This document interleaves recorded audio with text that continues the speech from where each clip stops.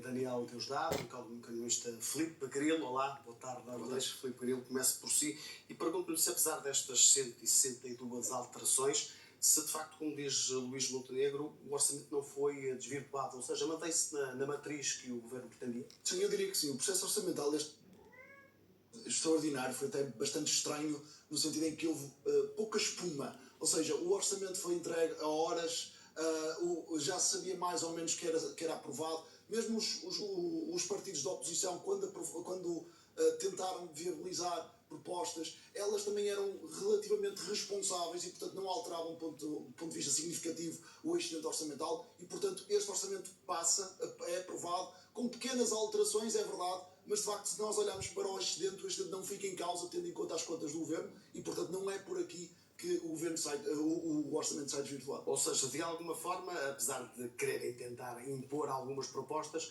foi quase seguida aquela indicação de Miranda Sarmento, que disse que a margem era muito curta. Precisamente, eu diria que foi excepcional nesse sentido, ou seja, o Ministro das Finanças alertou que não havia margem financeira para grandes aventuras e os próprios partidos, de uma forma ou de outra, foram confirmar essas contas. Foram confirmando essas contas, e mais do que isso, depois acabou por haver algum taticismo, por exemplo, na questão das pensões, em que ambas sabiam que eram propostas um bocadinho arrojadas do ponto de vista financeiro e, portanto, acabaram por se cancelar uma outra, estou a dizer, do PS e do Chega, acabaram por se cancelar uma outra porque sabiam que também iriam pôr em causa esta estabilidade. Portanto, eu diria que, obviamente, há aqui algum jogo político, mas no meio disto tudo o orçamento acaba por sobreviver e a margem acaba por estar aqui com alguma previsão positiva.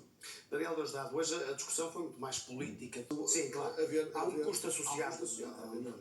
A questão do túnel de Águas Santas é mínimo, o túnel já... Ao falarmos do orçamento, falamos em muitos milhões, falamos em ajustes de 20, 30 milhões, falava-se agora só destas medidas que acarretarão cerca de 100 milhões de euros.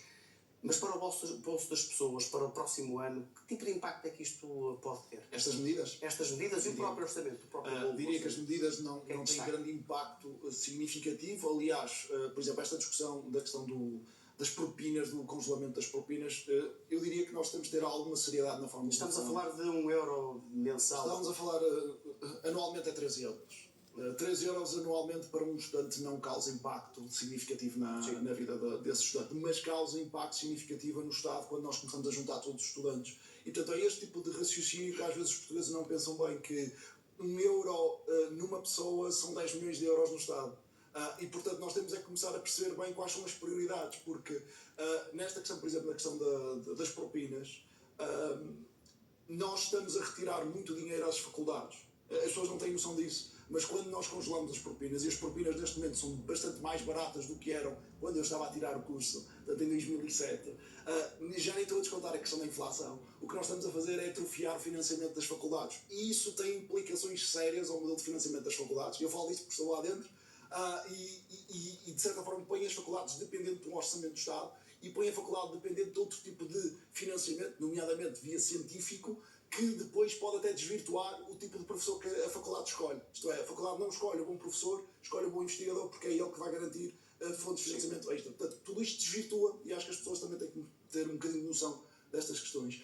Mas depois, ao nível do orçamento geral, o que é que nós temos? Temos um pequeno desagravamento do IRS, que isso acaba por também ter aqui algum efeito interessante. Não há de facto um aumento de impostos como se vamos ver, porque há aqui uma regra no orçamento que é preciso ter atenção. O orçamento bloqueia o teto das despesas, mas não bloqueia o teto das receitas. O que significa que pode dar-se o caso, que ainda não, por acaso não se falou muito no orçamento, nesta discussão, que foi o que é que vai acontecer ao subsídio sobre o ISP e sobre a taxa de carbono, que Bruxelas tem pressionado o governo para eliminar. Porque a partir do momento em que é eliminado, fiz as contas, estamos a falar de 21 cêntimos no depósito por litro. E, portanto, é significativo. E esse sim causa impacto na vida das pessoas. Vamos ver como é que o governo vai gerir, porque se de facto Bruxelas pressionar e obrigar o governo a eliminar este subsídio, os portugueses vão sentir esse efeito, porque não há forma do petróleo baixar de tal forma que vai compensar esta redução do subsídio. Dificilmente teremos um excedente no próximo ano. Ou é difícil ainda para ver? Porque este é bastante curto. Ele é curto, ainda assim há ali algumas folgas que Miranda Sarmento colocou no orçamento. Ainda assim também o orçamento é relativamente otimista. pressupõe crescimento de atividade económica que eu não tenho bem a certeza se vai acontecer e ao mesmo tempo pressupõe uma capacidade de travar o crescimento da despesa que também parece-me relativamente otimismo. Por exemplo, na questão da saúde, nós estamos a ver que o governo está a ser bastante austero na forma como contém a despesa da saúde e, portanto, vamos ver se... Quer apertar agora ainda mais isso. Ainda quer apertar, mas na saúde, a questão da saúde, do ponto de vista orçamental, é que o orçamento não funciona bem como um teto da despesa aí, porque sendo a saúde um setor-chave, pode permitir aumentar a despesa. Até foi um dos alertas deixados pelo Conselho de Finanças. Precisamente. Portanto, há aqui alguma flexibilidade por parte do Ministro das Finanças em ter o orçamento, mas também há aqui alguns passos em falso que o orçamento pode dar e que rapidamente resvala. Ainda assim, o que nós podemos assistir para o ano, e é isso que eu quero acreditar, para além de umas vendas de património do Estado que permite ganhar aqui alguma folga, vai haver cativações, sim, quase certeza.